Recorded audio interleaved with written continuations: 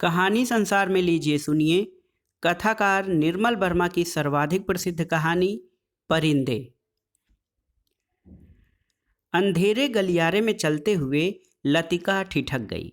दीवार का सहारा लेकर उसने लैंप की बत्ती बढ़ा दी। सीढ़ियों पर उसकी छाया एक बेडौल कटी फटी आकृति खींचने लगी। 7 नंबर कमरे में लड़कियों की बातचीत और हंसी ठहाकों का स्वर अभी तक आ रहा था। लतिका ने दरवाजा खटखटाया। शोर अचानक बंद हो गया। कौन है? लतिका चुप खड़ी रही। कमरे में कुछ देर तक खुसर पुसर होती रही। फिर दरवाजे की चिटखनी के खुलने का स्वर आया। लतिका कमरे की देहरी से कुछ आगे बढ़ी। लैंप की झपकती लौ में लड़कियों के चेहरे सिनेमा के पर्दे पर ठहरे हुए क्लोजअप की भांति उभरने लगे। कमरे में अंधेरा क्यों कर रखा है? लतिका के स्वर में हल्की सी झिड़की का आभास था। लैंप में तेल ही खत्म हो गया मैडम। यह सुधा का कमरा था, इसलिए उसे ही उत्तर देना पड़ा। हॉस्टल में शायद वह सबसे अधिक लोकप्रिय थी, क्योंकि सदा छुट्टी के समय या रात को डिनर के बाद आसपास के कमरों में रहने वाली लड़कियों का जमघट उसी के कमरे में लग जाता था। देर तक गपशप हंसी मजाक चलता रहता। तेल के लिए करीमुद्दीन से क्यों नहीं कहा? कितनी बार कहा है मैडम, लेकिन उसे याद रहे तब ना। कमरे में हंसी की फुहार एक कोने से दूसरे कोने तक फैल गई। लतिका के कमरे में आने से अनुशासन की जो घुटन घिर आई थी, वह अचानक बह गई। करीमुद्दीन हॉस्टल का नौकर था। उसके आलस और काम में टाल मटोल करने के किस्से हॉस्टल की लड़कियों में पीढ़ी दर पीढ़ी चले आते थे। लतिका को हठात कुछ स्मरण हो आया। अंधेरे में लैंप घुमाते हुए चारों ओर निगाहें दौड़ाई। कमरे में चारों ओर घेरा बनाकर वे बैठी थीं, पास पास एक दूसरे से सटकर। सबके चेहरे परिचित थे, किंतु लैंप के पीले मध्यम प्रकाश में मानो कुछ बदल गया था, या जैसे वह उन्हें पहली बार देख रही थी। जूली, अब तक तुम इस ब्लॉक में क्या कर रही हो? जूली खिड़की के पास पलंग के सिरहाने बैठी थी। उसने चुपचाप आंखें नीची कर ली। लैंप का प्रकाश चारों ओर से सिमट कर अब केवल उसके चेहरे पर गिर रहा था। नाइट रजिस्टर पर दस्तखत कर दिए? हाँ मैडम। फिर? लतिका का स्वर कड़ा हो गया। जूली सकुचाकर खिड़की से बाहर देखने लगी। जब से लतिका इस स्कूल में आई है, उसने अनुभव किया है कि हॉस्टल के इस नियम का पालन डांट फटकार के बावजूद नहीं होता। मैडम, कल से छुट्टियां शुरू हो जाएंगी, इसलिए आज रात हम सबने मिलकर। और सुधा पूरी बात न कहकर हेमंती की ओर देखते हुए मुस्कुराने लगी। हेमंती के गाने का प्रोग्राम है, आप भी कुछ देर बैठिए ना। लतिका को उलझन मालूम हुई। इस समय यहाँ आकर उसने इनके मजे को किरकिरा कर दिया।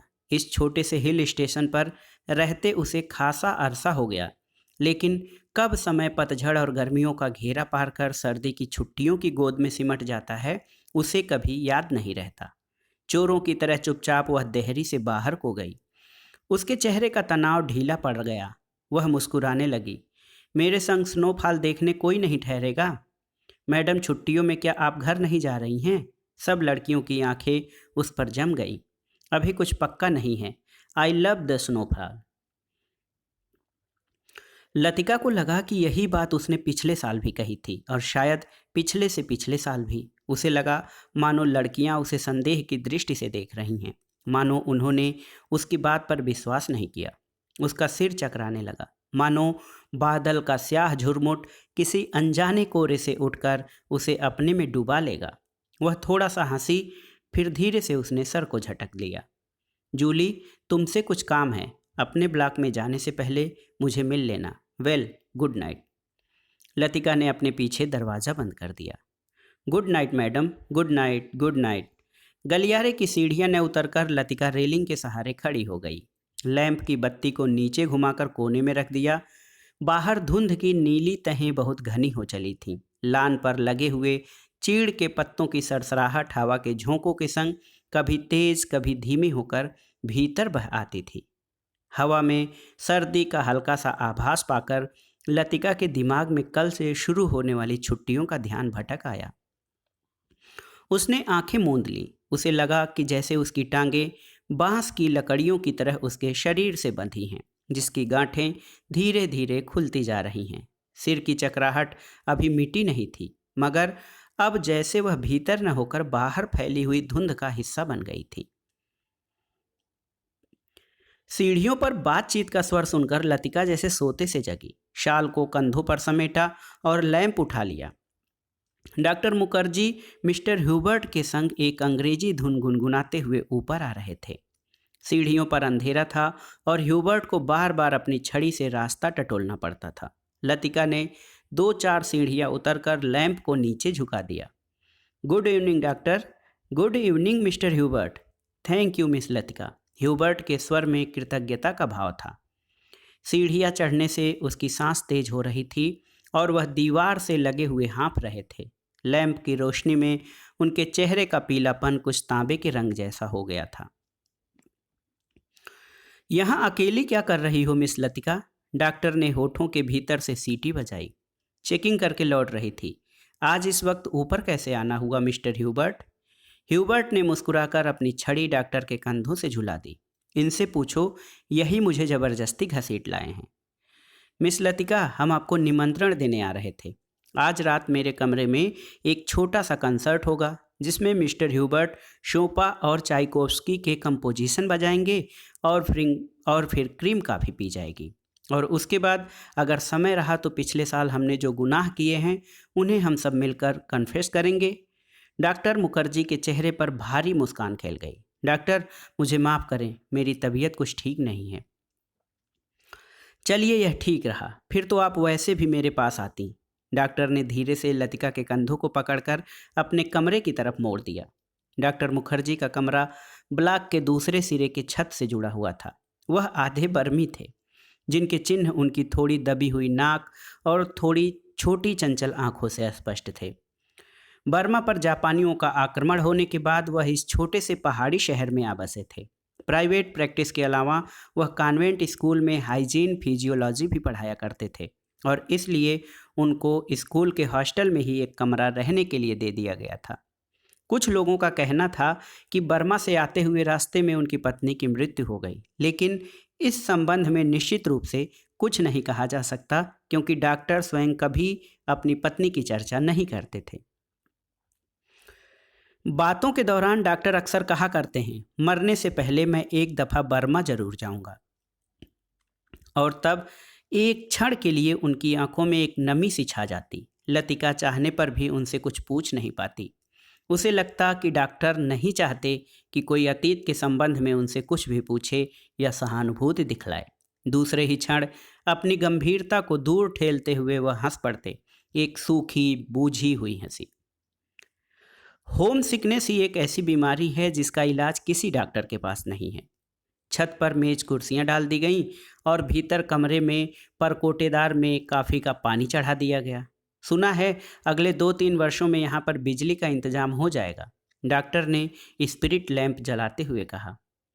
यह बात तो पिछले 10 सालों से सुनने में आ रही है। अंग्रेजों ने भी कोई लंबी चौड़ी स्कीम बनाई थी, पता नहीं उसका क्या हुआ, ह्यूबर्ट ने कहा।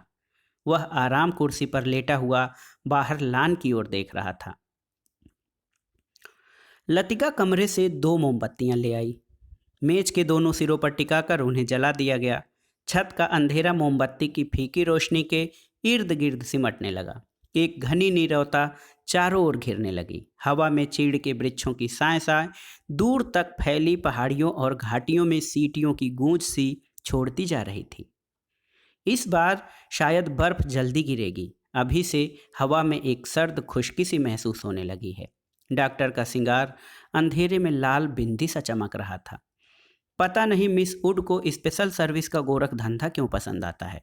छुट्टियों में घर जाने से पहले क्या यह जरूरी है कि लड़कियां फादर एलमंड का सरमन सुने? ह्यूबर्ट ने कहा। डॉक्टर को फादर एलमंड एक आंख नहीं सुहाते थे।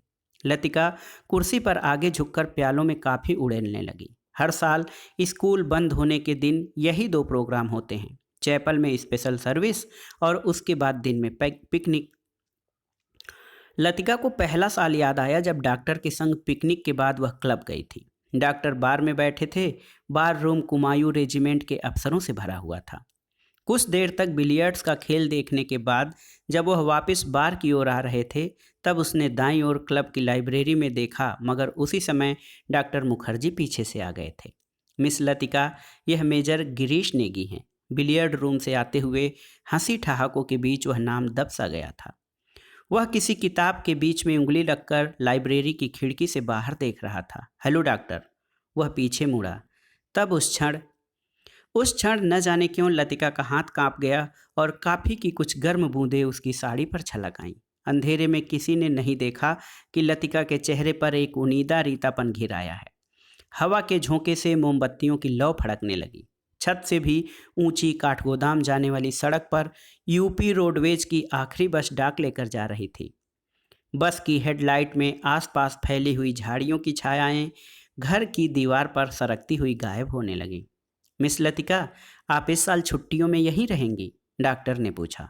डॉक्टर का सवाल हवा में टंगा रहा। उसी क्षण पियानो पर शोपा का नोक्टर्न ह्यूबर्ट की उंगलियों के नीचे फिसलता हुआ धीरे धीरे छत के अंधेरे में घुलने लगा, मानो जल पर कोमल स्वप्निल उर्मियां भंवरों का झिलमिलाता जाल बुनती हुई दूर दूर किनारों तक फैलती जा रही हों। लतिका को लगा कि जैसे कहीं बहुत दूर बर्फ की चोटियों से परिंदों के झुंड नीचे अनजान देशों की ओर उड़े जा रहे हैं। इन दिनों अक्सर उसने अपने कमरे की खिड़की से उन्हें देखा है।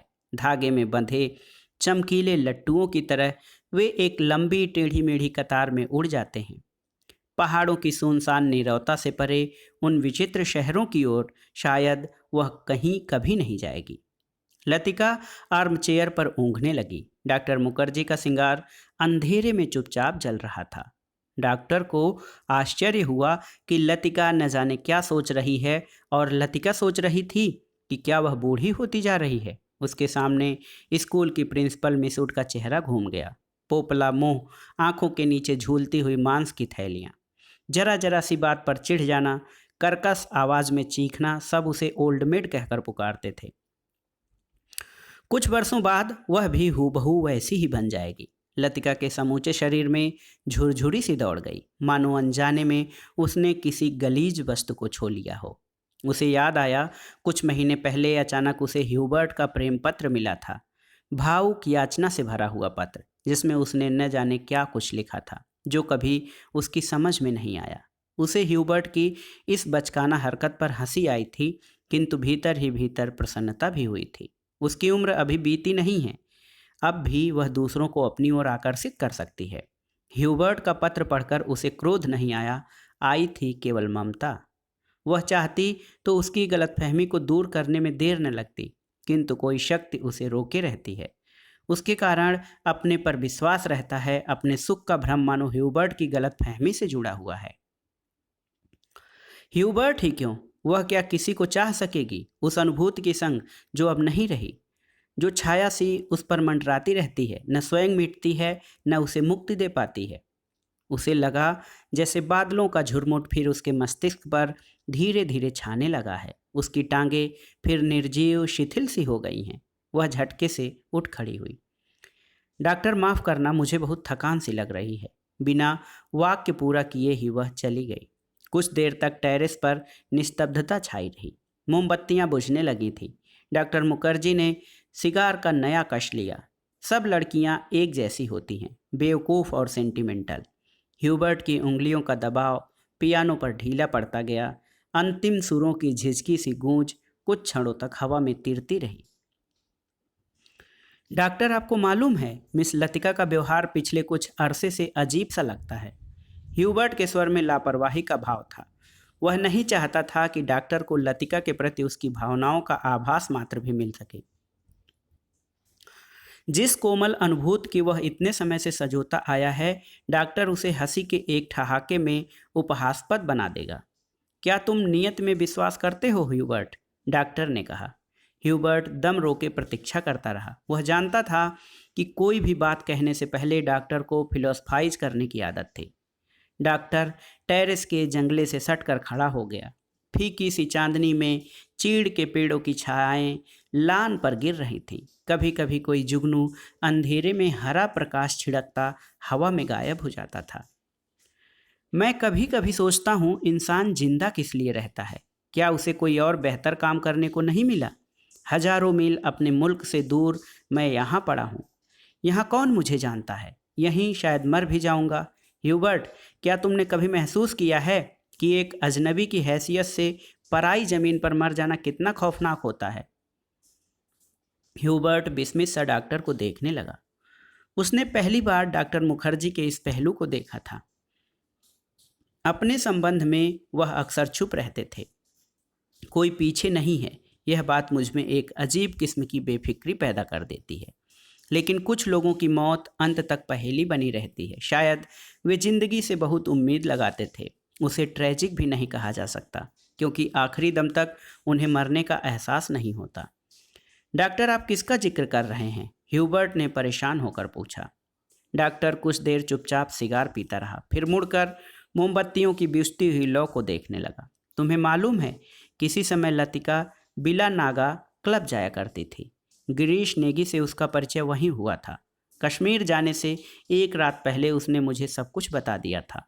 मैं अब तक लतिका से उस मुलाकात के बारे में कुछ नहीं कह सका हूँ, किंतु उस रात कौन जानता था कि वह वापस नहीं लौटेगा। और अब क्या फर्क पड़ता है? Let the dead die. Doctor की सूखी सर्द हंसी में खोखली सी शून्यता भरी थी। कौन गिरीश नेगी? कुमायूं रेजिमेंट में कैप्टन था। डॉक्टर, क्या लतिका? ह्यूबर्ट से आगे कुछ नहीं कहा गया। उसे याद आया वह पत्र जो उसने लतिका को भेजा था, कितना अर्थहीन और उपहासपद। जैसे उसका एक एक शब्द उसके दिल को कचोट रहा हो। उसने धीरे से पियानो पर सिर टिका लिया। लतिका ने उसे क्यों नहीं बताया? क्या वह इसके योग्य भी नहीं था? लतिका, वह तो बच्ची है। पागल, मरने वाले के संग खुद थोड़े ही मरा जाता है। कुछ देर चुप रहकर डॉक्टर ने अपने प्रश्न को फिर दोहराया, लेकिन ह्यूबर्ट, क्या तुम नियति पर विश्वास करते हो? हवा के हल्के झोंके से मोमबत्तियां एक बार प्रज्वलित होकर बुझ गईं। टेरेस पर ह्यूबर्ट और डॉक्टर अंधेरे में एक दूसरे का चेहरा नहीं देख पा रहे थे, फिर भी वे एक दूसरे की ओर देख रहे थे। कॉन्वेंट स्कूल से कुछ दूर मैदानों में बहते पहाड़ी नाले का स्वर आ रहा था। अब बहुत देर बाद कुमाऊं रेजिमेंट का सेंटर का बिगुल सुनाई दिया तो ह्यूबर्ट हड़बड़ाकर खड़ा हो गया। अच्छा, चलता हूँ doctor. Good night. Good night Hubert. मुझे माफ़ करना, मैं सिगार खत्म करके उठूँगा। सुबह बदली छाई थी। लतिका की खिड़की खोलते ही धुंध का गुब्बारा सा भीतर घुस आया। जैसे रात भर दीवार के सहारे सर्दी में ठिठुरता हुआ वह भीतर आने की प्रतीक्षा कर रहा हो। स्कूल से ऊपर चैपल जाने वाली सड़क बादलों में छिप गई थी। केवल चैपल का क्रॉस धुंध के पर्दे पर एक दूसरे को काटती हुई पेंसिल की रेखाओं सा दिखाई दे जाता था। लतिका ने खिड़की से आंख हटाई तो देखा कि करीमुद्दीन चाय की ट्रे लिए खड़ा है। करीमुद्दीन मिलिट्री में अर्दली रह चुका था, इसलिए ट्रे मेज पर रखकर अटेंशन की मुद्रा में खड़ा हो गया। लतिका झटके से उठ बैठी। सुबह से आलस करके कितनी बार जागकर वह सो चुकी है। अपनी खिसियाहट मिटाने के लिए लतिका ने कहा, बड़ी सर्दी है आज, बिस्तर छोड़ने को जी नहीं चाहता। अजी मेम साहब, अभी क्या सर्दी आई है? बड़े दिनों में देखना कैसे दांत कटकटाते हैं। और करीमुद्दीन अपने हाथों को बगलों में डाले हुए इस तरह सिकुड़ गया जैसे उन दिनों की कल्पना मात्र से उसे जाड़ा लगना शुरू हो गया हो। गंजे सिर पर दोनों तरफ के उसके बाल खिजाब लगाने से कत्थई भूरे रंग के हो गए थे। बात चाहे किसी विषय पर हो रही हो, वह हमेशा खींच तान करके उसे ऐसे क्षेत्र में घसीट लाता था जहां वह बेझिझक अपने विचारों को प्रकट कर सके। एक दफ़ा तो लगातार यहाँ इतनी बर्फ़ गिरी थी कि भुआली से लेकर डाक बंगले तक सारी सड़कें जाम हो गईं। इतनी बर्फ़ थी मेम साहब कि पेड़ों की टहनियाँ तक सिकुड़कर तनों से लिपट गई थी। बिल्कुल ऐसे। और करीमुद्दीन नीचे झुककर मुर्गा सा बन गया। कब की बात है? लतिका ने पूछा। अब तो यह जोड़ हिसाब करके ही पता चलेगा मेम साहब, लेकिन इतना याद है कि उस वक्त अंग्रेज बहादुर यहीं थे। कंटोनमेंट की इमारत पर कौमी झंडा नहीं लगा था। बड़े जबर थे ये अंग्रेज। 2 घंटों में ही सारी सड़कें साफ करवा दी। उन दिनों एक सीटी बजाते ही 50 घोड़े वाले जमा हो जाते थे। अब तो सारे शेड खाली पड़े हैं। वे लोग अपनी खिदमत भी करवाना चाहते थे, अब तो सब उजाड़ हो गया है। करीमुद्दीन उदास भाव से बाहर देखने लगा। आज यह पहली बार नहीं है जब लतिका करीमुद्दीन से उन दिनों की बातें सुन रही है, जब अंग्रेज बहादुर ने इस स्थान को स्वर्ग बना रखा था। आप छुट्टियों में इस साल भी यहीं रहेंगी मेम साहब? दिखता तो कुछ ऐसा ही है करीमुद्दीन, तुम्हें फिर तंग होना पड़ेगा। क्या कहती हैं मेम साहब, आपके रहने से हमारा भी मन लग जाता है, वरना छुट्टियों में तो यहाँ कुत्ते लौटते हैं। तुम जरा मिस्त्री से कह देना कि इस कमरे की छत की मरम्मत कर जाए। पिछले साल बर्फ का पानी दरारों से टपकता रहता था। लतिका को याद आया कि पिछली सर्दियों में जब कभी बर्फ गिरती थी तो उसे पानी से बचने के लिए रात भर कमरे के कोने में सिमट कर सोना पड़ता था। करीमुद्दीन चाय की ट्रे उठाता हुआ बोला, ह्यूबर्ट साहब तो शायद कल ही चले जाएं। कल रात उनकी तबीयत फिर खराब हो गई। आधी रात के वक्त मुझे जगाने आए थे, कहते थे छाती में तकलीफ है, उन्हें यह मौसम रास नहीं आता। कह रहे थे लड़कियों की बस में वह भी कल ही चले जाएंगे। करीमुद्दीन दरवाज़ा बंद करके चला गया। लतिका की इच्छा हुई कि वह ह्यूबर्ट के कमरे में जाकर उनकी तबीयत की पूछताछ कराए, किंतु फिर न जाने क्यों स्लीपर पैरों में टंगे रहे और वह खिड़की के बाहर बादलों को उड़ता हुआ देखती रही। ह्यूबर्ट का चेहरा जब उसे देखकर सहमा सा दयनीय हो जाता है, तब लगता है कि वह अपनी मूक निरीह याचना में उसे कोस रहा है। न वह उसकी गलतफहमी को दूर करने का प्रयत्न कर पाती है, न उसे अपनी विवशता की सफाई देने का साहस होता है। उसे लगता है कि इस जाले से बाहर निकलने के लिए वह धागे के जिस सिरे को पकड़ती है वह खुद एक गांठ बनकर रह जाता है। बाहर बूंदाबांदी होने लगी थी। कमरे की टिन की छत खटखट बोलने लगी। लतिका पलंग से उठ खड़ी हुई, बिस्तर को तहाकर बिछाया, फिर पैरों में स्लीपर को घसीटती हुई बड़े आईने तक आई और उसके सामने स्टूल पर बैठकर बालों को खोलने लगी। किंतु कुछ देर तक कंघी बालों में ही उलझी रही और वह गुमसुम हो शीशे में अपना चेहरा ताकती रही। करीमुद्दीन को यह कहना याद ही नहीं रहा कि धीरे धीरे आग जलाने की लकड़ियां जमा कर ले। इन दिनों सस्ते दामों पर सूखी लकड़ियां मिल जाती हैं।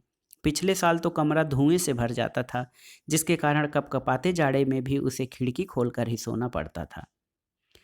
आईने में लतिका ने अपना चेहरा देखा। वह मुस्कुरा रही थी। पिछले साल अपने कमरे की सीलन और ठंड से बचने के लिए कभी कभी वह मिस वुड के खाली कमरे में चोरी चुपके सोने चला जाया करती थी। मिस वुड का कमरा बिना आग के भी गर्म रहता था। उनके गदीले सोफे पर लेटते ही आंख लग जाती थी। कमरा छुट्टियों में खाली पड़ा रहता है, किंतु मिस वुड से इतना नहीं होता है कि 2 महीनों के लिए उसके हवाले कर जाएं। हर साल कमरे में ताला ठोक जाती हैं। वह तो पिछले साल गुसलखाने में भीतर की सांकल देना भूल गई थी, जिसे लतिका चोर दरवाजे के रूप में इस्तेमाल करती रही थी। पहले साल अकेले में उसे बड़ा डर सा लगता था। छुट्टियों में सारे स्कूल और हॉस्टल के कमरे साए साए करने लगते हैं। डर के मारे उसे जब कभी नींद नहीं आती थी, तब वह करीमुद्दीन को रात में देर तक बातों में उलझाए रखती। बातों में जब खोई सी वह सो जाती, तब करीमुद्दीन चुपचाप लैंप बुझाकर चला जाता। कभी कभी बीमारी का बहाना करके वह डॉक्टर को बुलावा भेजती और बाद में बहुत जिद करके दूसरे कमरे में उनका बिस्तर लगवा देती। लतिका के कंधों से बालों का गुच्छा निकला और उसे बाहर फेंकने के लिए वह खिड़की के पास आ खड़ी हुई।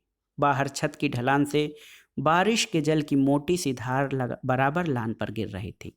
मेघाच्छन्न आकाश में सरकते हुए बादलों के पीछे पहाड़ियों के झुंड कभी उधर आते कभी छिप जाते, मानो चलती हुई ट्रेन से कोई उन्हें देख रहा हो। लतिका ने खिड़की से सिर बाहर निकाल लिया। हवा के झोंके से उसकी आंखें छिप गई। उसे जितने काम याद आते हैं उतना ही आलस घना होता जाता है। बस की सीटें रिजर्व करवाने के लिए चपरासी को रुपए देने हैं। जो सामान हॉस्टल की लड़कियां पीछे छोड़ी जा रही हैं, उन्हें गोदाम में रखवाना होगा। कभी कभी तो छोटी क्लास की लड़कियों के साथ पैकिंग करवाने का काम में भी उसे हाथ बटाना पड़ता था। वह इन कामों से ऊबती नहीं, धीरे धीरे सब निपटते जाते हैं। कोई गलती इधर उधर रह जाती है, सो बाद में सुधर जाती है। हर काम में किचकिच रहती है, परेशानी और दिक्कत होती है, किंतु देर सबेर इससे छुटकारा मिल ही जाता है।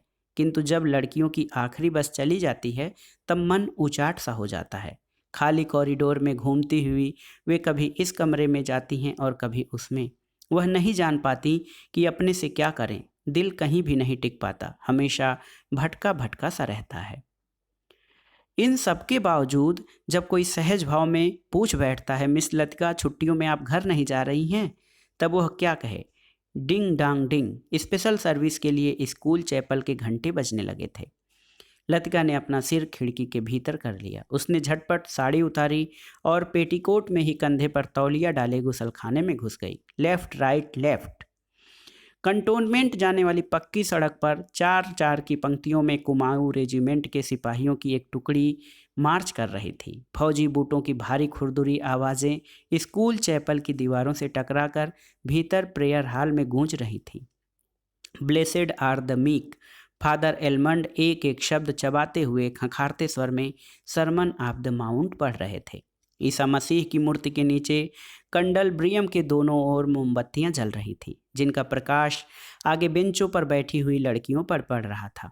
पिछली लाइनों की बेंचें अंधेरे में डूबी हुई थीं, जहां लड़कियां प्रार्थना की मुद्रा में बैठी हुई सिर झुकाए एक दूसरे से खुसर पुसर कर रही थी। मिस वुड स्कूल सीजन के सफलतापूर्वक समापन हो जाने पर विद्यार्थियों और स्टाफ सदस्यों को बधाई का भाषण दे चुकी थी और अब फादर के पीछे बैठी हुई अपने में ही कुछ बुड़बुड़ा रही थी, मानो धीरे धीरे फादर को प्रॉम्प्ट कर रही हों। आमीन। फादर एलमंड ने बाइबिल मेज पर रख दी और प्रेयर बुक उठा ली।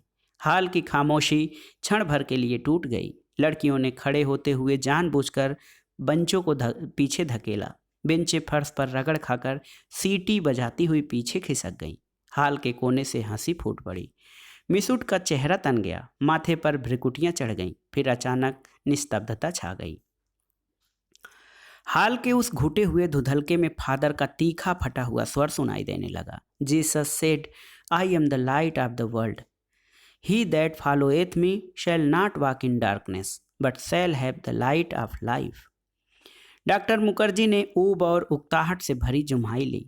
कब यह किस्सा खत्म होगा? उसने इतने ऊंचे स्वर में लतिका से पूछा कि वह सकुचा कर दूसरी ओर देखने लगे। स्पेशल सर्विस के समय डॉक्टर मुखर्जी के होठों पर व्यंग्यात्मक मुस्कान खेलती रहती और वह धीरे धीरे अपनी मूंछों को खींचता रहता। फादर एलमंड की वेशभूषा देखकर लतिका के दिल में गुदगुदी सी दौड़ गई। जब वह छोटी थी तो अक्सर यह बात सोचकर विस्मित हुआ करती थी कि क्या पादरी लोग सफ़ेद चोंगे के नीचे कुछ नहीं पहनते? अगर धोखे से वह ऊपर उठ जाए तो? लेफ्ट लेफ्ट लेफ्ट मार्च करते हुए फौजी बूट चैपल से दूर होते जा रहे थे। केवल उनकी गूंज हवा में शेष रह गई थी। Him number 117। फादर ने प्रार्थना बुक पुस्तक खोलते हुए कहा। हाल में प्रत्येक लड़की ने डेस्क पर रखी हुई हिम बुक खोल ली। पन्नों को उलटने की खड़खड़ाहट फिसलती हुई एक दूसरे से दूसरे सिरे तक फैल गई। आगे की बेंच से उठकर ह्यूबर्ट पियानो के सामने स्टूल पर बैठ गया। संगीत शिक्षक होने के कारण हर साल स्पेशल सर्विस के अवसर पर उसे कायर के संग पियानो बजाना पड़ता था। ह्यूबर्ट ने अपने रुमाल से नाक साफ की। अपनी घबराहट छिपाने के लिए ह्यूबर्ट हमेशा ऐसा ही किया करता था। कनखियों से हाल की ओर देखते हुए उसने कांपते हाथों से हिमबुक खोली। Lead kindly light. पियानो के सुर दबे झिझकते से मिलने लगे। घने बालों से ढकी ह्यूबर्ट की लंबी पीली उंगलियां खुलने सिमटने लगी। क्वायर में गाने वाली लड़कियों के स्वर एक दूसरे से गुथकर कोमल स्निग्ध लहरों में बिध गए। लतिका को लगा उसका जूड़ा ढीला पड़ गया है, मानो गर्दन के नीचे झूल रहा हो। मिसूट की आंख बचाकर लतिका ने चुपचाप बालों में लगे क्लिपों को कसकर खींच दिया। बड़ा झक्की आदमी है। सुबह मैंने ह्यूबर्ट को यहाँ आने से मना किया था, फिर भी चला आया, डॉक्टर ने कहा। लतिका को करीमुद्दीन की बात याद हो गई। रात भर ह्यूबर्ट को खांसी का दौरा पड़ा था, कल जाने के लिए कह रहे थे। लतिका ने सिर टेढ़ा करके ह्यूबर्ट के चेहरे की एक झलक पाने की विफल चेष्टा की। इतने पीछे से कुछ भी देख पाना असंभव था। पियानो पर झुका हुआ केवल ह्यूबर्ट का सिर दिखाई देता था। Lead kindly light. संगीत के सुर मानो एक ऊंची पहाड़ी पर चढ़कर हाँफती हुई सांसों को आकाश की अबाध शून्यता में बिखेरते हुए नीचे उतर रहे हैं। बारिश की मुलायम धूप चैपल के लंबे चौकोर शीशों पर झिलमिला रही है, जिसकी एक महीन चमकीली रेखा ईसा मसीह की प्रतिमा पर तिरछी होकर गिर रही है। मोमबत्तियों का धुआं धूप में नीली सी लकीर खींचता हुआ हवा में तिरने लगा है। पियानो के क्षणिक पोज में लतिका को पत्तों का परिचित मरमर कहीं दूर अनजानी दिशा से आता हुआ सुनाई दे जाता है। एक क्षण के लिए एक भ्रम हुआ कि चैपल का फीका सा अंधेरा उस छोटे से प्रेयर हॉल के चारों कोनों से सिमटता हुआ उसके आसपास घिर आया है, मानो कोई उसकी आंखों पर पट्टी बांधकर उसे यहाँ तक ले आया हो और अचानक उसकी आंखें खोल दी हों। उसे लगा कि जैसे मोमबत्तियों के धूमिल आलोक में कुछ भी ठोस वास्तविक न रहा हो। चैपल की छत, दीवारें, डेस्क पर रखा हुआ डॉक्टर का सुघड़ सुडौल हाथ, और पियानो के सुर अतीत की धुंध को भेदते हुए स्वयं उस धुंध का भाग बनते जा रहे हों। एक पगली सी स्मृति, एक उद्भ्रांत भावना, चैपल के शीशों पर पड़े पहाड़ी सूखी हवा, हवा में झुकी हुई वीपिंग बिलोज की कांपती टहनियाँ, पैरों तले चीड़ के पत्तों की धीमी सी चिरपरिचित खड़खड़। वहीं पर गिरीश एक हाथ में मिलिट्री का खाकी हैट लिए खड़ा है। चौड़े उठे हुए सबल कंधे, अपना सिर वहां टिका दो तो जैसे सिमट कर खो जाएगा। चार्ल्स बोयर, यह नाम उसने रखा था। वह झेंप कर हंसने लगा। तुम्हें आर्मी में किसने चुन लिया? मेजर बन गए हो, लेकिन लड़कियों से भी गए बीते हो। जरा जरा सी बात पर चेहरा लाल हो जाता है। यह सब वह कहती नहीं, सिर्फ सोचती भर थी। सोचा था कभी कहूँगी, पर कभी नहीं आया। बुरूस का लाल फूल लाए हो ना? झूठे खाकी कमीज के जिस जेब के बैज चिपके थे, उसमें से मुसा हुआ बुरूस का फूल निकल आया। छी, सारा मुरझा गया, अभी खिला कहाँ है? हाउ क्लंजी! उसके बालों में गिरीश का हाथ उलझ रहा है, फूल कहीं टिक नहीं पाता। फिर उसे क्लिप के नीचे फंसाकर उसने कहा, देखो। वह मुड़ी और इससे पहले कि वह कुछ कह पाती, गिरीश ने अपना मिलिट्री का हैट धप से उसके सिर पर रख दिया। वह मंत्रमुग्ध सी वैसी ही खड़ी रही। उसके सिर पर गिरीश का हैट है, माथे पर छोटी सी बिंदी है, बिंदी पर उड़ते हुए बाल हैं। गिरीश ने उस बिंदी को अपने होठों से छुआ है। उसने उसके नंगे सिर को अपने दोनों हाथों में समेट लिया है। लतिका, गिरीश ने चिढ़ाते हुए कहा, मैन ईटर ऑफ कुमायूं। उसका यह नाम गिरीश ने उसे चिढ़ाने के लिए रखा था। वह हंसने लगी। लतिका सुनो। गिरीश का स्वर कैसा हो गया ना? ना, मैं कुछ भी नहीं सुन रही। लतिका, मैं कुछ महीनों में वापस लौट आऊँगा। ना, मैं कुछ भी नहीं सुन रही। किंतु वह सुन रही है। वह नहीं जो गिरीश कह रहा है, किंतु वह जो नहीं कहा जा रहा है, जो उसके बाद कभी नहीं कहा गया। Lead kindly light. लड़कियों का स्वर पियानो के स्वरों में डूबा हुआ गिर रहा है, उठ रहा है। ह्यूबर्ट ने सिर मोड़कर लतिका को निमिष भर देखा। आंखें मूंदे ध्यान मग्ना प्रस्तर मूर्ति सी वह स्थिर निश्चल खड़ी थी। क्या यह भाव उसके लिए है? क्या लतिका ने ऐसे क्षणों में उसे अपना साथी बनाया है? ह्यूबर्ट ने एक गहरी सांस ली और उस सांस में ढेर सी थकान उमड़ आई। देखो, मिसूड कुर्सी पर बैठे बैठे सो रही हैं। डॉक्टर होठों में ही फुसफुसाया। यह डॉक्टर का पुराना मजाक था कि मिस वुड प्रार्थना करने के बहाने आंखें मूंदे हुए नींद की झपकियां लेती हैं। फादर एलमंड ने कुर्सी पर फैले अपने गाउन को समेट लिया और प्रेयर बुक बंद करके मिस वुड के कानों में कुछ कहा। पियानो का स्वर क्रमशः मंद पड़ने लगा। ह्यूबर्ट की उंगलियां ढीली पड़ने लगीं और सर्विस के समाप्त होने से पूर्व मिस वुड ने आर्डर पढ़कर सुनाया। बारिश होने की आशंका से आज के कार्यक्रम में कुछ आवश्यक परिवर्तन करने पड़े थे।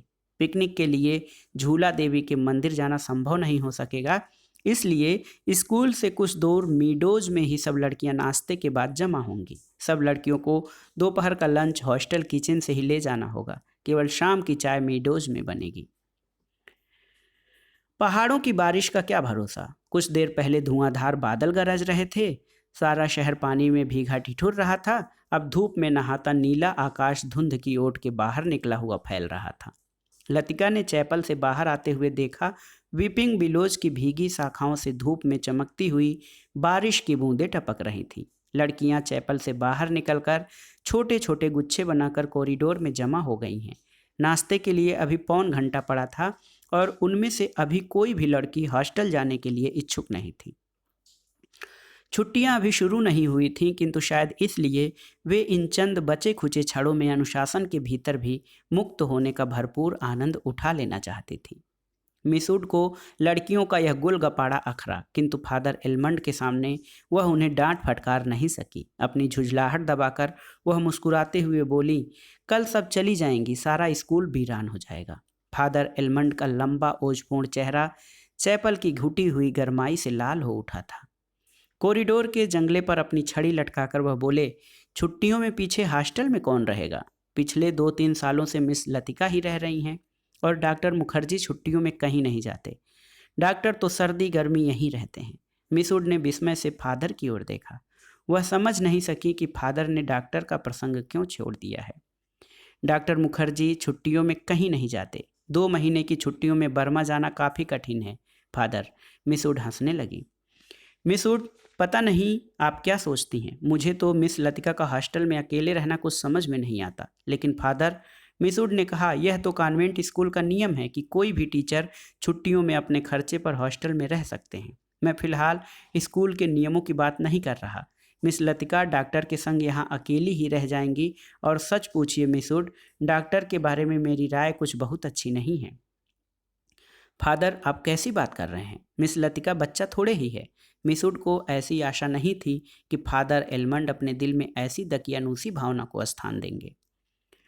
फादर एलमंड कुछ हतप्रभ से हो गए। बात पलटते हुए बोले, मिसूड, मेरा मतलब यह नहीं था। आप तो जानती हैं मिस लतिका और उस मिलिट्री अफसर को लेकर एक अच्छा खासा स्कैंडल बन गया था। स्कूल की बदनामी होने में क्या देर लगती है? वह बेचारा तो अब नहीं रहा। मैं उसे जानती थी फादर। ईश्वर उसकी आत्मा को शांति दे।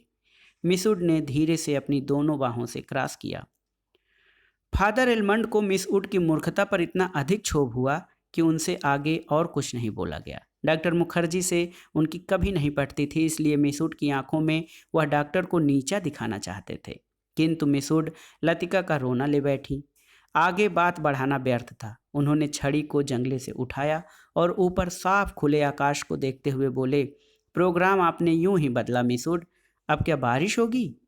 ह्यूबर्ट जब चैपल से बाहर निकला तो उसकी आंखें चकाचौंध सी हो गई। उसे लगा जैसे किसी ने अचानक ढेर सी चमकीली उबलती हुई रोशनी मुट्ठी में भरकर उसकी आंखों में झोंक दी हो। पियानो के संगीत के सुर रुई के छुए मुए रेशों की भांति अब उसके मस्तिष्क में थकी मांदी नसों पर फड़फड़ा रहे थे। वह काफी थक गया था। पियानो बजाने से उसके फेफड़ों पर हमेशा भारी दबाव पड़ता था। दिल की धड़कन तेज हो जाती थी। उसे लगता था कि संगीत के एक नोट को दूसरे नोट में उतारने के प्रयत्न में वह एक अंधेरी खाई पार कर रहा है। आज चैपल में मैंने जो महसूस किया वह कितना रहस्यमय, कितना विचित्र था, ह्यूबर्ट ने सोचा। मुझे लगा पियानो का हर नोट चिरंतन खामोशी की अंधेरी खोह से निकलकर बाहर फैली नीली धुंध को काटता तराशता हुआ एक भूला सा अर्थ खींच लाता है। गिरता हुआ हर पोज एक छोटी सी मौत है, मानो घने छायादार वृक्षों की कांपती छायाओं में कोई पगडंडी गुम हो गई है। एक छोटी सी मौत जो आने वाले सुरों को अपनी बची खुची गूंजों की सांसें समर्पित कर जाती है, जो मर जाती है किंतु मिट नहीं पाती, मिटती नहीं इसलिए मरकर भी जीवित है, दूसरे सुरों में लय हो जाती है। डॉक्टर, क्या मृत्यु ऐसे ही आती है? अगर मैं डॉक्टर से पूछूं तो वह हंसकर टाल देगा। मुझे लगता है वह पिछले कुछ दिनों से कोई बात छिपा रहा है। उसकी हंसी में जो सहानुभूति का भाव होता है वह मुझे अच्छा नहीं लगता। आज उसने मुझे स्पेशल सर्विस में आने से रोका था। कारण पूछने पर वह चुप रहा था। कौन सी ऐसी बात है जिसे मुझसे कहने में डॉक्टर कतराता है? शायद मैं शक्की मिजाज होता जा रहा हूँ और बात कुछ भी नहीं है। ह्यूबर्ट ने देखा लड़कियों की कतार स्कूल से हॉस्टल जाने वाली सड़क पर नीचे उतरती जा रही है। उजली धूप में उनके रंग बिरंगे रिबन, हल्की आसमानी रंग की फ्राकें और सफ़ेद पेटियां चमक रही हैं। सीनियर कैम्ब्रिज की कुछ लड़कियों ने चैपल की वाटिका के गुलाब के फूलों को तोड़कर अपने बालों में लगा लिया है। कंटोनमेंट के 3-4 सिपाही लड़कियों को देखते हुए अश्लील मजाक करते हुए हंस रहे हैं और कभी कभी किसी लड़की की ओर जरा झुककर सीटी बजाने लगते हैं। Hello miss Hubert. ह्यूबर्ट ने चौंक कर पीछे देखा। लतिका एक मोटा सा रजिस्टर बगल में दबाए खड़ी थी। आप अभी यहीं हैं? ह्यूबर्ट की दृष्टि लतिका पर टिकी रही। वह क्रीम रंग की पूरी बाहों की ऊनी जैकेट पहने हुई थी। कुमाऊनी लड़कियों की तरह लतिका का चेहरा गोल था। धूप की तपन से पका हुआ गेहुआ रंग कहीं कहीं हल्का सा गुलाबी हो आया था, मानो बहुत धोने पर भी गुलाब के कुछ धब्बे इधर उधर बिखरे रह गए हों। उन लड़कियों के नाम नोट करने थे जो कल जा रही हैं, सो पीछे रुकना पड़ा। आप भी तो कल जा रहे हैं मिस्टर ह्यूबर्ट? अभी तक तो यही इरादा है। यहाँ रुककर भी क्या करूँगा? आप स्कूल की ओर जा रही हैं, चलिए। पक्की सड़क पर लड़कियों की भीड़ जमा थी, इसलिए वे दोनों पोलो ग्राउंड का चक्कर काटती हुई पगडंडी से नीचे उतरने लगे। हवा तेज हो चली। चीड़ के पत्ते हर झोंके के संग टूट टूट कर पगडंडी पर ढेर लगाते जाते थे। ह्यूबर्ट रास्ता बनाने के लिए अपनी छड़ी से उन्हें बुहार कर दोनों ओर बिखेर देता था। लतिका पीछे खड़ी हुई देखती रहती थी। अल्मोड़ा की ओर से आते हुए छोटे छोटे बादल रेशमी रुमालों से उड़ते हुए सूरज के मुंह पर लिपटे से जाते थे, फिर हवा में बह निकलते थे। इस खेल में धूप कभी मंद, फीकी सी पड़ जाती थी, कभी अपना उजला आंचल खोलकर समूचे शहर को अपने में समेट लेती थी। लतिका तनिक आगे निकल गई। ह्यूबर्ट की सांस चढ़ गई थी और वह धीरे धीरे हाँफता हुआ पीछे से आ रहा था। जब वे पोलो ग्राउंड के पवेलियन को छोड़कर सिमिट्री के दाईं ओर मुड़े तो लतिका ह्यूबर्ट की प्रतीक्षा करने के लिए खड़ी हो गई। उसे याद आया, छुट्टियों के दिनों में जब कभी कमरे में अकेले बैठे बैठे उसका मन ऊब जाता था तो अक्सर टहलते हुए सिमिट्री तक चली आती थी। उससे सटी पहाड़ी पर चढ़कर वह बर्फ में ढके देवदार वृक्षों को देखा करती थी, जिनकी झुकी हुई शाखों से रुई के गोलों सी बर्फ नीचे गिरा करती थी। नीचे बाजार जाने वाली सड़क पर बच्चे स्लेज पर फिसला करते थे। वह खड़ी खड़ी बर्फ में छिपी हुई उस सड़क का अनुमान लगाया करती थी जो फादर एलमंड के घर से गुजरती हुई मिलिट्री अस्पताल और डाकघर से होकर चर्च की सीढ़ियों तक जाकर गुम हो जाती थी। जो मनोरंजन एक दुर्गम पहेली को सुलझाने में होता है, वही लतिका को बर्फ में खोए रास्तों को खोज निकालने में होता था। आप बहुत तेज चलती हैं मिस लतिका। थकान से ह्यूबर्ट का चेहरा कुम्हला गया था। माथे पर पसीने की बूंदें छलक आई थी। कल रात आपकी तबीयत क्या कुछ खराब हो गई थी? आपने कैसे जाना? क्या मैं अस्वस्थ दिख रहा हूँ? ह्यूबर्ट के स्वर में हल्की सी खींच का आभास था। सब लोग मेरी सेहत को लेकर क्यों बात शुरू करते हैं, उसने सोचा। नहीं, मुझे तो पता भी नहीं चलता। वह तो सुबह करीमुद्दीन ने बातों ही बातों में जिक्र छेड़ दिया था। लतिका ने कुछ अप्रतिभ सी हो आई। कोई खास बात नहीं, वही पुराना दर्द शुरू हो गया था, अब बिल्कुल ठीक है। अपने कथन की पुष्टि के लिए ह्यूबर्ट छाती सीधी करके तेज कदम बढ़ाने लगा। डॉक्टर मुखर्जी को दिखाया था? वह सुबह आए थे। उनकी बात कुछ समझ में नहीं आती। हमेशा दो बातें एक दूसरे से उल्टी कहते हैं। कहते थे इस बार मुझे 6-7 महीने की छुट्टी लेकर आराम करना चाहिए, लेकिन अगर मैं ठीक हूं तो भला इसकी क्या ज़रूरत है? ह्यूबर्ट के स्वर में व्यथा की छाया लतिका से छिपी न रह सकी। बात को टालते हुए उसने कहा, आप तो नाहक चिंता करते हैं मिस्टर ह्यूबर्ट। आजकल मौसम बदल रहा है, अच्छे भले आदमी तक बीमार हो जाते हैं। ह्यूबर्ट का चेहरा प्रसन्नता से दमकने लगा। उसने लतिका को ध्यान से देखा। वह अपने दिल का संशय मिटाने के लिए निश्चिंत हो जाना चाहता था कि कहीं लतिका उसे केवल दिलासा देने के लिए ही तो झूठ नहीं बोल रही। यही तो मैं सोच रहा था मिस लतिका। डॉक्टर की सलाह सुनकर मैं डर गया। भला 6 महीने की छुट्टी लेकर मैं अकेला क्या करूँगा? स्कूल में तो बच्चों के संग मन लगा रहता है। सच पूछो तो दिल्ली में ये 2 महीनों की छुट्टियां काटना भी दूभर हो जाता है। मिस्टर ह्यूबर्ट, कल आप दिल्ली जा रहे हैं? लतिका ने चलते चलते हठात ठिठक गई। सामने पोलो ग्राउंड फैला था, जिसके दूसरी ओर मिलिट्री की ट्रकें कंटोनमेंट की ओर जा रही थीं। ह्यूबर्ट को लगा जैसे लतिका की आंखें अधमुदी सी खुली रह गई हैं, मानो पलकों पर एक पुराना भूला सा सपना सरक आया हो। मिस्टर ह्यूबर्ट, आप दिल्ली जा रहे हैं? इस बार लतिका ने प्रश्न नहीं दोहराया। उसके स्वर में केवल एक असीम दूरी का भाव घिराया। बहुत अरसा पहले मैं भी दिल्ली गई थी मिस्टर ह्यूबर्ट। तब मैं बहुत छोटी थी। न जाने कितने बरस बीत गए। हमारी मौसी का ब्याह वहीं हुआ था। बहुत सी चीज़ें देखी थी, लेकिन अब तो सब कुछ धुंधला धुंधला सा पड़ गया। इतना याद है कि हम कुतुब पर चढ़े थे। सबसे ऊंची मंजिल से हमने नीचे झांका था। न जाने कैसा लगा था। नीचे चलते हुए आदमी चाबी भरे हुए खिलौने से लगते थे। हमने ऊपर से उन पर मूंगफलियां फेंकी थीं, लेकिन हम बहुत निराश हुए थे क्योंकि उनमें से किसी ने हमारी तरफ नहीं देखा। शायद माँ ने मुझे डांटा था और मैं सिर्फ नीचे झांकते हुए डर गई थी। सुना है अब तो दिल्ली इतना बदल गया है कि पहचाना नहीं जाता। वे दोनों फिर चलने लगे। हवा का वेग ढीला पड़ने लगा। उड़ते हुए बादल अब सुस्ताने से लगे थे। उनकी छायाएं नंदा देवी और पंचचूली की पहाड़ियों पर गिर रही थीं। स्कूल के पास पहुंचते पहुंचते चीड़ के पेड़ पीछे छूट गए। कहीं कहीं खुबानी के पेड़ों के आसपास बुरुश के लाल फूल धूप में चमक जाते थे। स्कूल तक आने में उन्होंने पोलो ग्राउंड का लंबा चक्कर लगा लिया था। मिस लतिका, आप कहीं छुट्टियों में जाती क्यों नहीं? सर्दियों में तो यहाँ सब कुछ वीरान हो जाता होगा। अब मुझे यहाँ अच्छा लगता है, लतिका ने कहा। पहले साल अकेलापन को छखरा था, अब आदी हो चुकी हूँ। क्रिसमस से एक रात पहले क्लब में डांस होता है, लॉटरी डाली जाती है और रात को देर तक नाच गाना होता है। नए साल के दिन कुमायूं रेजिमेंट की ओर से परेड ग्राउंड में कार्निवाल किया जाता है और बर्फ पर स्केटिंग होती है। रंग बिरंगे गुब्बारों के नीचे फौजी बैंड बजता है। फौजी अफसर फैंसी ड्रेस में भाग लेते हैं। हर साल ऐसा ही होता है मिस्टर ह्यूबर्ट। फिर कुछ दिनों बाद विंटर स्पोर्ट के लिए अंग्रेज टूरिस्ट आते हैं। हर साल मैं उनसे परिचित होती हूँ। वापस लौटते हुए वे हमेशा वादा करते हैं कि अगले साल भी आएंगे, पर मैं जानती हूँ कि वे नहीं आएंगे। वे भी जानते हैं कि वे नहीं आएंगे, फिर भी हमारी दोस्ती में कोई अंतर नहीं पड़ता।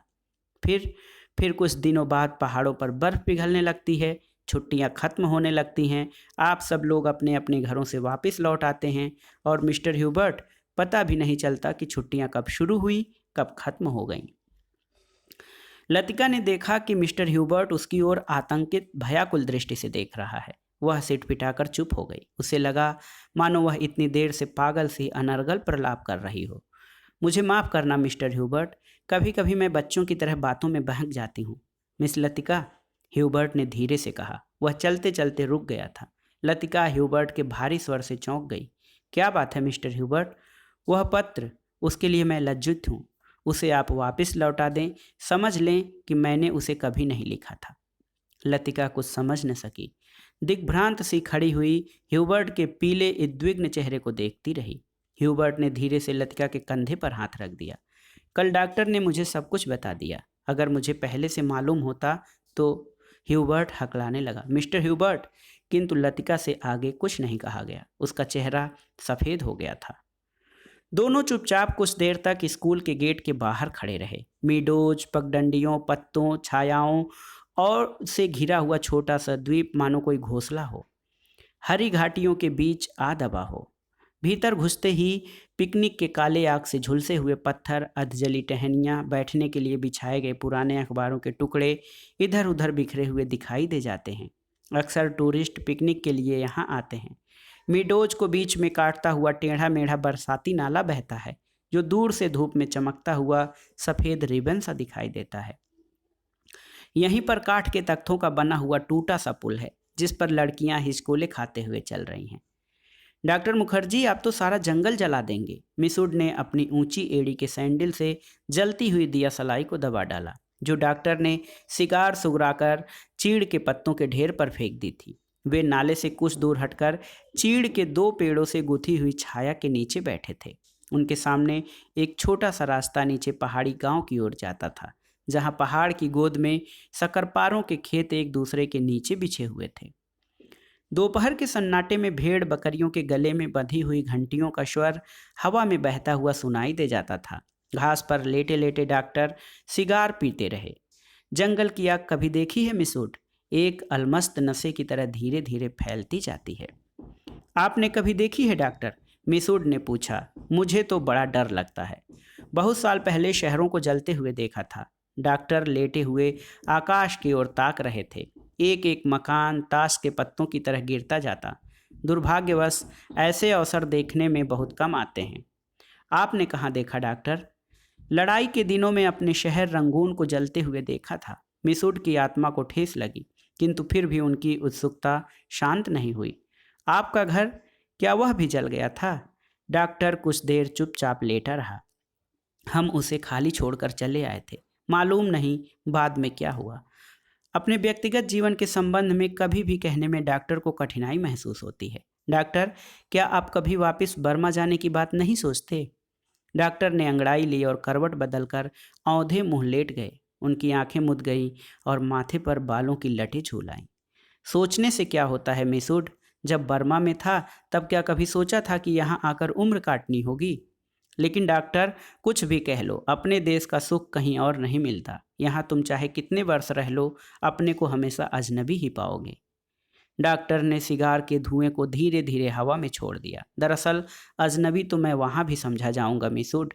इतने वर्षों बाद मुझे कौन पहचानेगा? इस उम्र में नए सिरे से रिश्ते जोड़ना काफ़ी सिरदर्द का काम है। कम से कम मेरे बस की बात नहीं है।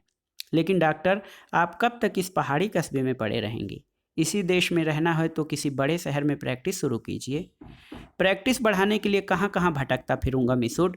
जहाँ रहो वहीं मरीज मिल जाते हैं। यहाँ आया था कुछ दिनों के लिए, फिर मुद्दत हो गई और टिका रहा। जब कभी जी उबेगा कहीं चला जाऊंगा। जड़ें कहीं नहीं जमती तो पीछे कुछ भी नहीं छूट जाता। मुझे अपने बारे में कोई गलतफहमी नहीं है मिसूड। मैं सुखी हूँ। मिसूड ने डॉक्टर की बात पर विशेष ध्यान नहीं दिया। दिल में वह हमेशा डॉक्टर को उच्छृंखल, लापरवाह और सनकी समझती रही है। किंतु डॉक्टर के चरित्र में उनका विश्वास है, न जाने क्यों, क्योंकि डॉक्टर ने जाने अनजाने में उसका कोई प्रमाण दिया हो, यह उन्हें याद नहीं पड़ता। मिसूड ने एक ठंडी सांस भरी। वह हमेशा यह सोचती थी कि यदि डॉक्टर इतना आलसी और लापरवाह न होता तो अपनी योग्यता के बल पर काफ़ी चमक सकता था। इसलिए उन्हें डॉक्टर पर क्रोध भी आता था और दुख भी होता था। मिसूड ने अपने बैग से ऊन का गोला और सलाइयाँ निकाली। फिर उसके नीचे से अखबार में लिपटा हुआ चौड़ा कॉफ़ी का डिब्बा उठाया, जिसमें अंडों की सैंडविचें और हैमबर्गर दबे हुए थे। थर्मस से प्यालों में कॉफ़ी उड़ेलते हुए मिसूड ने कहा, डॉक्टर, काफ़ी ठंडी हो रही है। डॉक्टर लेटे लेटे बुड़बुड़ाया। मिसूड ने नीचे झुककर देखा। वह कोहनी पर सिर टिकाए सो रहा था। ऊपर का होठ जरा सा फैल कर मुड़ गया था, मानो किसी से मजाक करने से पहले मुस्कुरा रहा हो। उसकी उंगलियों में दबा हुआ सिगार नीचे झुका हुआ लटक रहा था। मेरी what do you want? What do you want? दूसरे स्टैंडर्ड में पढ़ने वाली मेरी ने अपनी चंचल चपल आंखें ऊपर उठाई। लड़कियों का दायरा उसे घेरे हुए कभी पास आता था, कभी दूर खींचता चला जाता था। I want blue. दोनों हाथों को हवा में घुमाते हुए मेरी चिल्लाई। दायरा पानी की तरह टूट गया। सब लड़कियां एक दूसरे पर गिरती पड़ती किसी नीली वस्तु को छूने के लिए भाग दौड़ करने लगी। लंच समाप्त हो चुका था। लड़कियों के छोटे छोटे दल मीडोज में बिखर गए थे। ऊंची क्लास की कुछ लड़कियां चाय का पानी गर्म करने के लिए पेड़ों पर चढ़कर सूखी टहनियां तोड़ रही थीं। दोपहर की उस घड़ी में मीडोज अलसाया ऊँघता सा जान पड़ता था। हवा का कोई भूला भटका झोंका, चीड़ के पत्ते खड़खड़ा उठते थे। कभी कोई पक्षी अपनी सुस्ती मिटाने झाड़ियों से उड़कर नाले के किनारे बैठ जाता था, पानी में सिर डुबोता था, फिर ऊबकर हवा में 2-4 निरुद्देश्य चक्कर काटकर दोबारा झाड़ियों में दुबक जाता था। किंतु जंगल की खामोशी शायद कभी चुप नहीं रहती। गहरी नींद में डूबी सपनों से कुछ आवाज़ें नीरवता के हल्के झीने पर्दे पर सलवटें बिछा जाती हैं। मूक लहरों सी हवा में तिरती हैं, मानो कोई दबे पांव झांक कर अदृश्य संकेत कर जाता है। देखो, मैं यहाँ हूँ। लतिका ने जूली के बाब हेयर को सहलाते हुए कहा, तुम्हें कल रात को बुलाया था।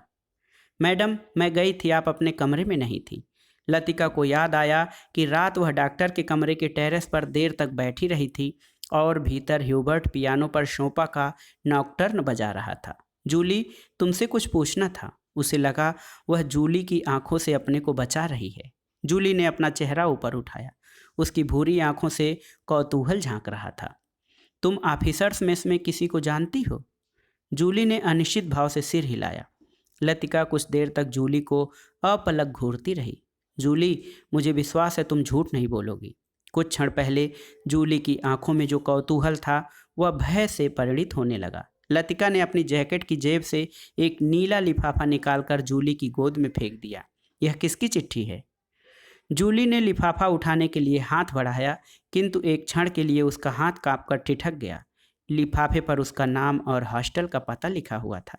थैंक यू मैडम, मेरे भाई का पत्र है, वह झांसी में रहते हैं। जूली ने घबराहट में लिफाफे को अपनी स्कर्ट की तहों में छिपा लिया।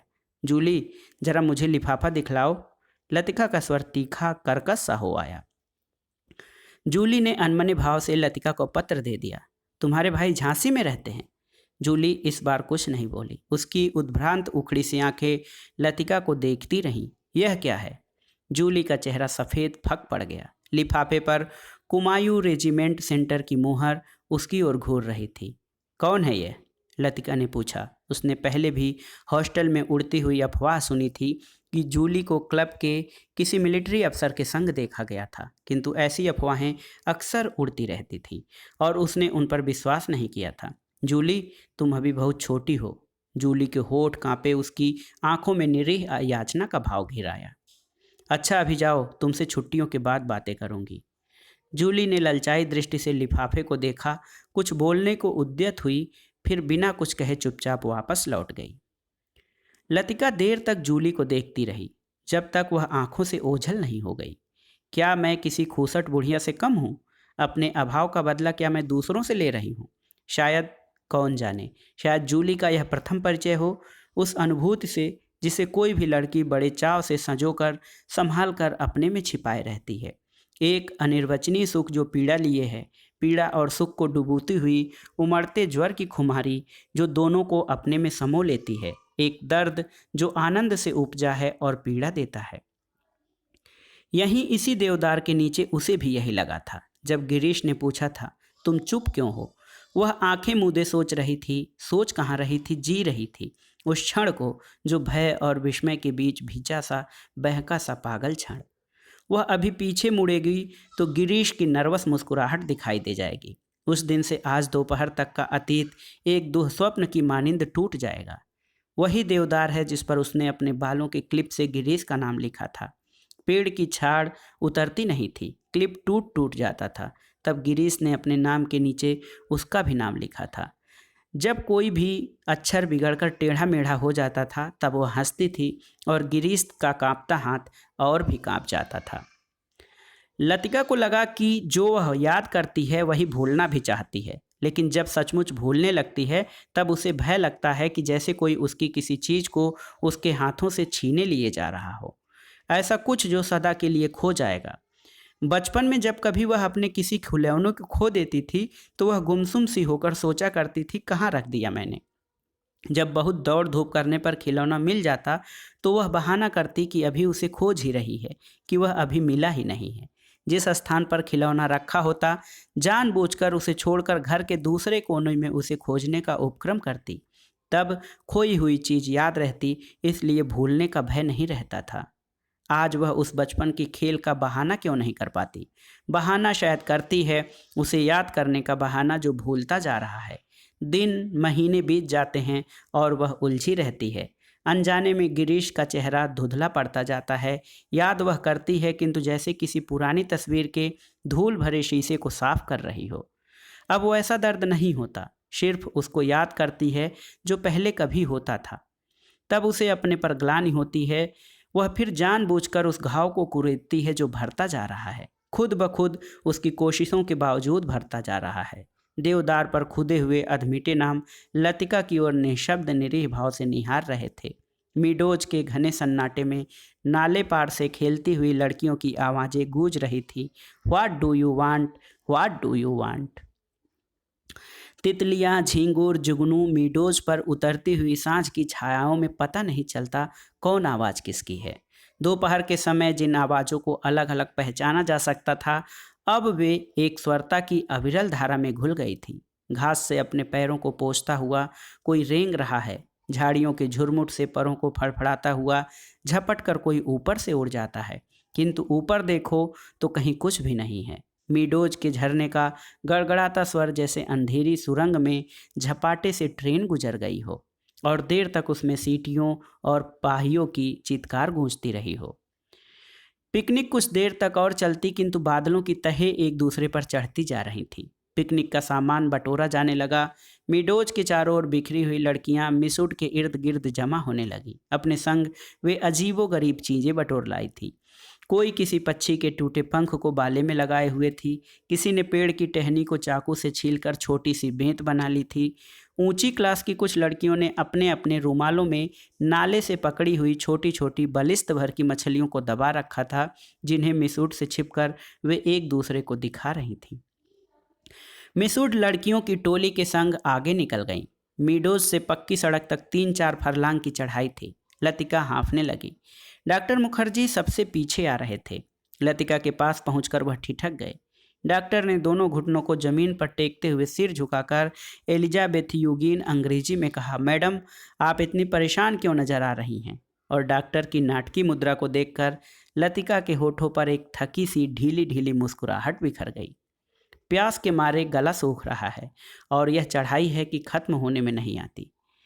डॉक्टर ने अपने कंधे पर लटकते हुए थर्मस को उतारकर लतिका के हाथों में देते हुए कहा, थोड़ी सी काफ़ी बची है, शायद कुछ मदद कर सके। पिकनिक में तुम कहाँ रह गए डॉक्टर, कहीं दिखाई नहीं दिए। दोपहर भर सोता रहा मिसूड के संग।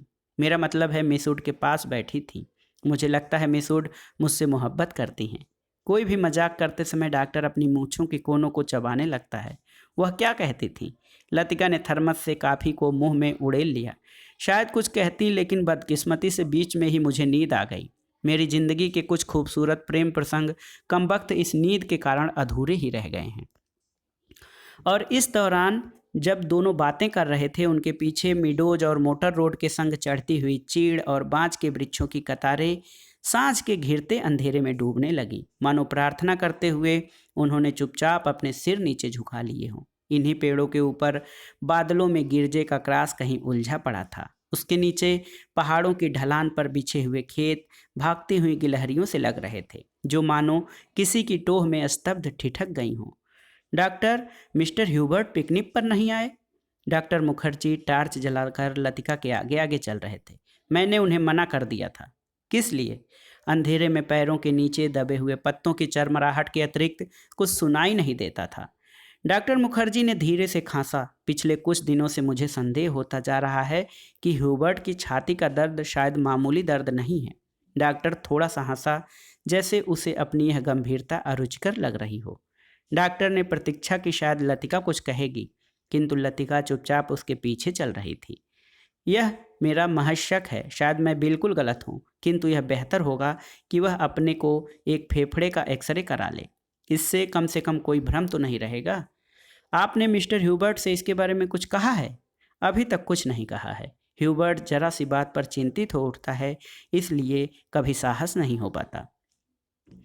डॉक्टर को लगा उसके पीछे आते हुए लतिका के पैरों का स्वर सहसा बंद हो गया है। उन्होंने पीछे मुड़कर देखा। लतिका बीच सड़क पर अंधेरे में छाया सी चुपचाप निश्चल खड़ी है। डॉक्टर, लतिका का स्वर भर्राया हुआ था। क्या बात है मिस लतिका, आप रुक क्यों गई? डॉक्टर, क्या मिस्टर ह्यूबर्ट? डॉक्टर ने अपनी टार्च की मध्यम रोशनी लतिका पर उठा दी। उसने देखा लतिका का चेहरा एकदम पीला पड़ गया है और वह रह रहकर पत्ते सी कांप जाती है। मिस लतिका, क्या बात है? आप तो बहुत डरी सी जान पड़ती हैं। कुछ नहीं डॉक्टर, मुझे कुछ याद आ गया था। वे दोनों फिर चलने लगे। कुछ दूर जाने पर उनकी आंखें ऊपर उठ गईं। पक्षियों का एक बेड़ा धूमिल आकाश में त्रिकोण बनाता हुआ पहाड़ों के पीछे से उनकी ओर आ रहा था। लतिका और डॉक्टर सिर उठाकर इन पक्षियों को देखते रहे। लतिका को याद आया, हर साल सर्दी की छुट्टियों से पहले ये परिंदे मैदानों की ओर उड़ते हैं, कुछ दिनों के लिए बीच के इस पहाड़ी स्टेशन पर बसेरा करते हैं, प्रतीक्षा करते हैं बर्फ के दिनों की, जब नीचे अजनबी अनजाने देशों में उड़ जाएंगे। क्या वे सब भी प्रतीक्षा कर रहे हैं? वह डॉक्टर मुखर्जी, मिस्टर ह्यूबर्ट, लेकिन कहाँ के लिए? हम कहाँ जाएंगे? किंतु उसका कोई उत्तर नहीं मिला। उस अंधेरे में मीडोज के झरने के भुतैले स्वर और चीड़ के पत्तों की सरसराहट के अतिरिक्त कुछ सुनाई नहीं देता था। लतिका हड़बड़ाकर चौंक गई। अपनी छड़ी पर झुका हुआ डॉक्टर धीरे धीरे सीटी बजा रहा था।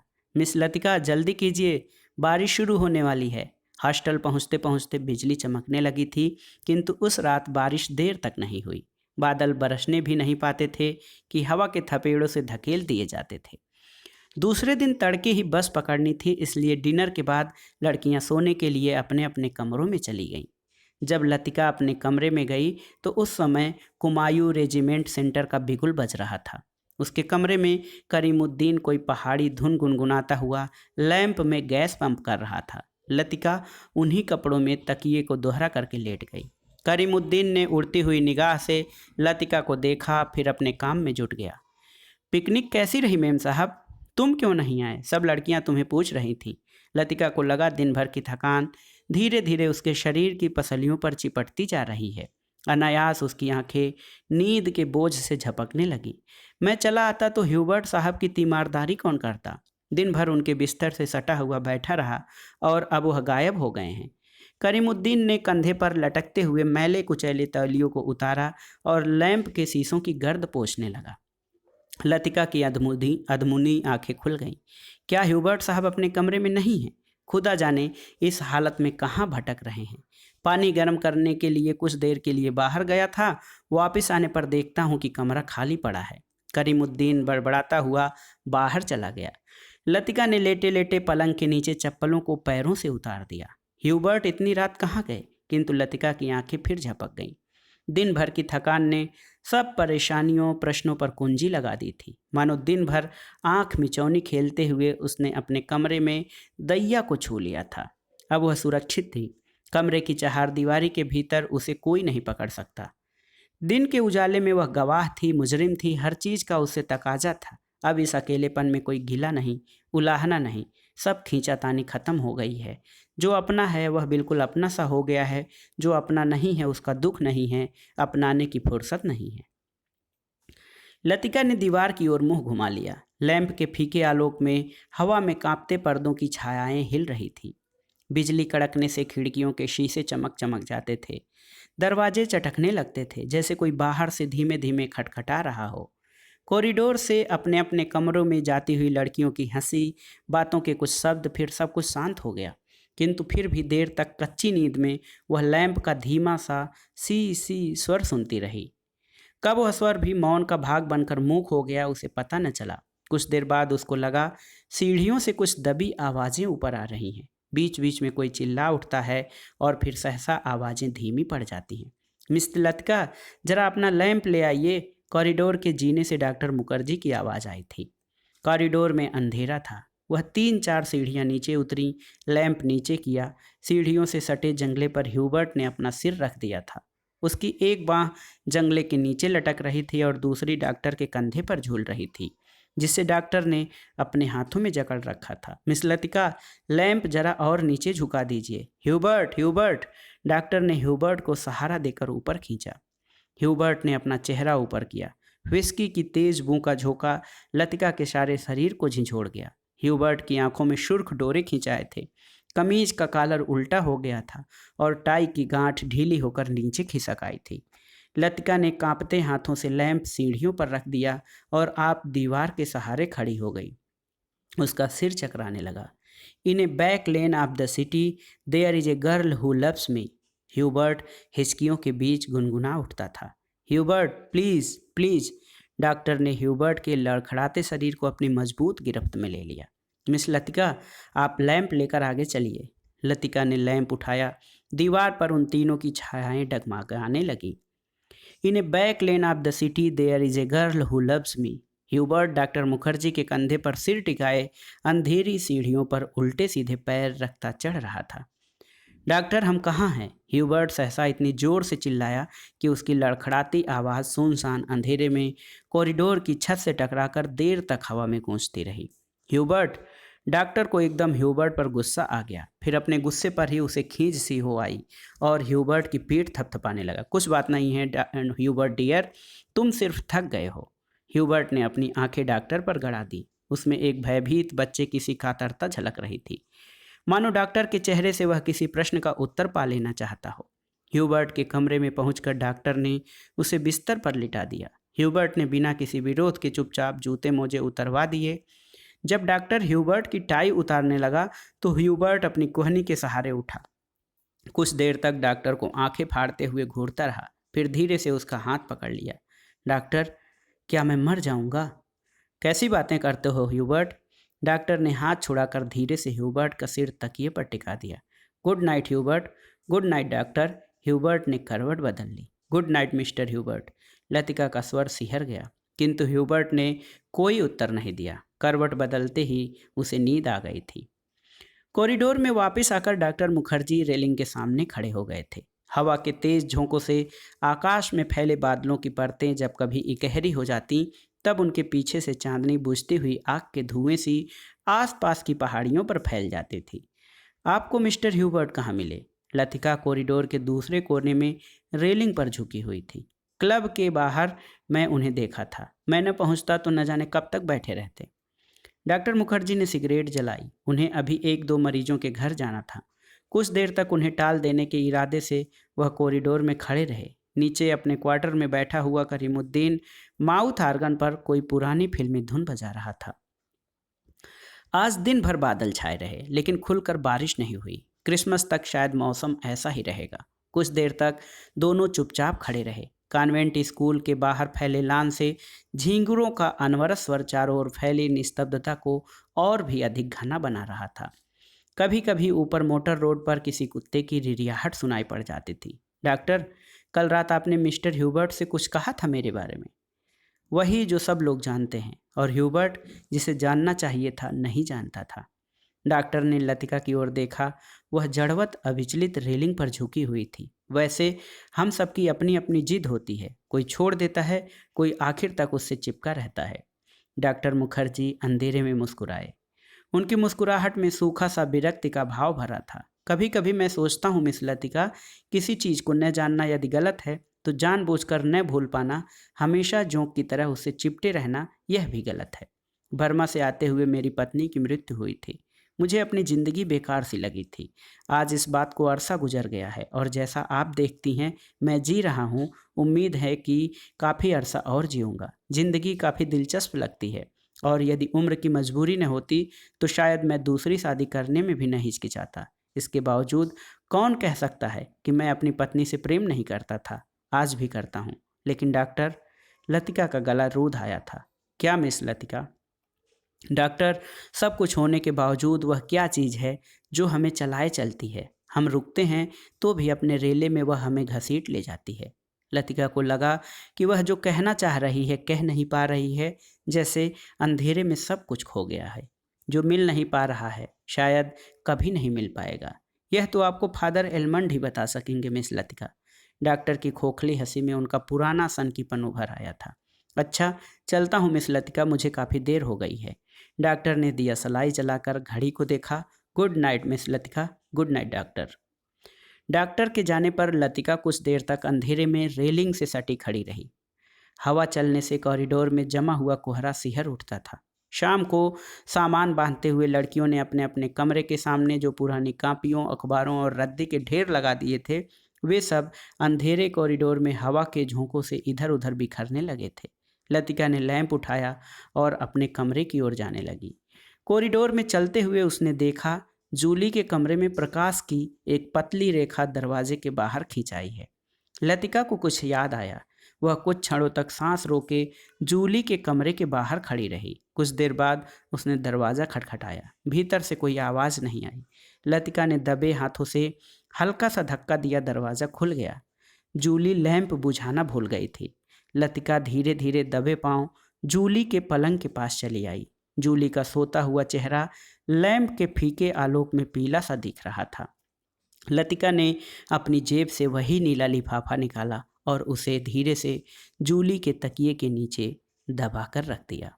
तो दोस्तों, ये थी प्रसिद्ध कथाकार निर्मल वर्मा की अत्यंत ही प्रसिद्ध और मनमोहक कहानी और काफ़ी हद तक मार्मिक भी। ये कहानी है परिंदे और निर्मल वर्मा को इस कहानी से काफ़ी ख्याति भी मिली है। कहानी सुनिए और कमेंट बॉक्स में हमें बताइए कि ये कहानी आपको कैसी लगी। और कहानी सुनने के लिए धन्यवाद दोस्तों। नमस्कार।